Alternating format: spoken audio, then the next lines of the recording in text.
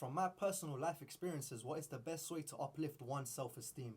Now, I wouldn't necessarily say the best way, but I'm going to share what worked for me. And first things first, what is the definition of self-esteem? What does self-esteem even mean? What is it like to have self-esteem? So if we do a quick Google search, the definition that shows up for self-esteem is confidence in one's own worth or abilities, self-respect. Now, the two words we're going to zoom in here on, this feels like an English class. Worth and abilities.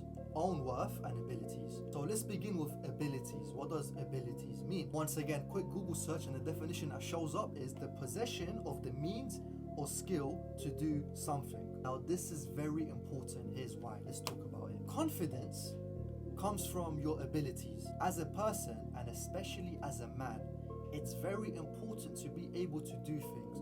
When you're able to do things, this boosts your self-esteem, your confidence, your self-worth. What are things? What things are you meant to be able to do?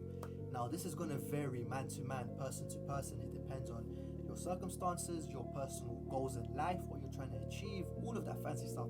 But on a general basis, there are some categories that pretty much every one of us are going to fit into. The first one being, and this one contributed a lot to my personal self-esteem, is physicality. Being physically capable, physically able, strong, fit, big, fast, whatever, doesn't matter, as long as you are physically in shape somehow. The reason for this is pretty primal. Us as men, we are very ego-centered, egotistical, we are very competitive, at least we should be. If your testosterone is at a normal, natural level, you need to have these traits, like it's natural, it's innate. So when you're physically strong, when you're physically big, when you're fast, when you're able to fight, when you're able to defend yourself, when you're able to defend and protect those around you, those you love, those vulnerable, those weaker than you, this boosts your self-esteem. Why? It demands respect from others, and you yourself subconsciously, you respect it. Now imagine you are feeble, weak, tiny, very lazy, you lay in bed all day.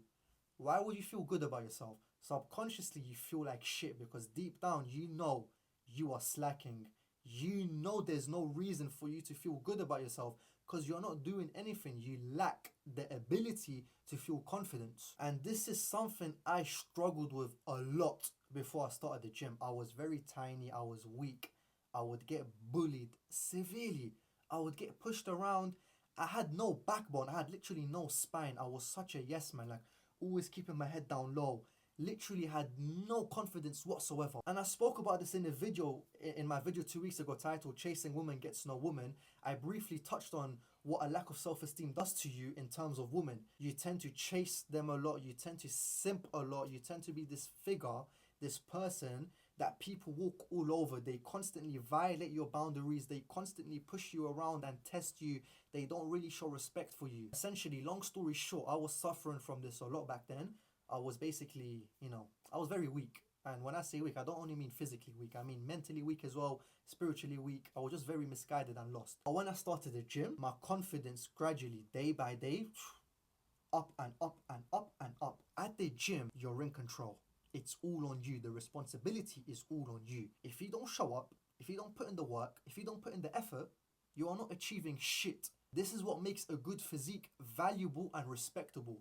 This is why when you see someone with an excellent physique, you think, wow, look at that person.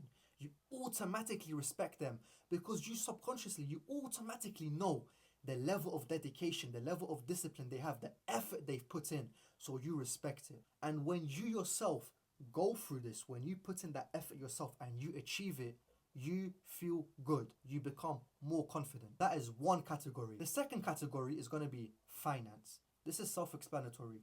The more money you have, the more things you're able to do. And the more things you're able to do, the more opportunities you're going to come across. And the more opportunities you're going to come across, the more you're going to develop as a person. Also with finance, if you have an abundance of finance, you have more freedom. Location-wise, time-wise, you're able to say no more confidently to things you don't want to do. You're able to say yes more confidently to things you do want to do. You don't have to hold back. You don't have to rely on anyone. You don't have to depend on anyone. And this, as a man, this is another innate feeling. We want to be independent. We want to be that strong leader figure. We want to be the ones that people rely on rather than us relying on people. A third thing I'm going to talk about, which has helped me a lot as well, is God. And if you don't believe in God, if you despise the idea of God, a higher power, I guess. I don't know, but I'm going to talk about God in this example. When I strengthened my relationship with God, I noticed that all aspects of my life improved.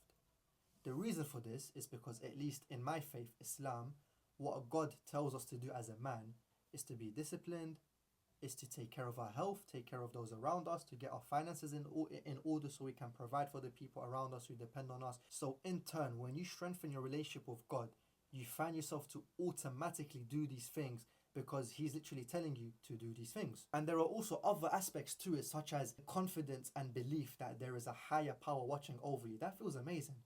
Like sometimes I go to the gym, I'm feeling a bit tired, I'm feeling like, oh, these weights are looking a bit heavy. I remind myself, I'm like, whew, my strength lies within God.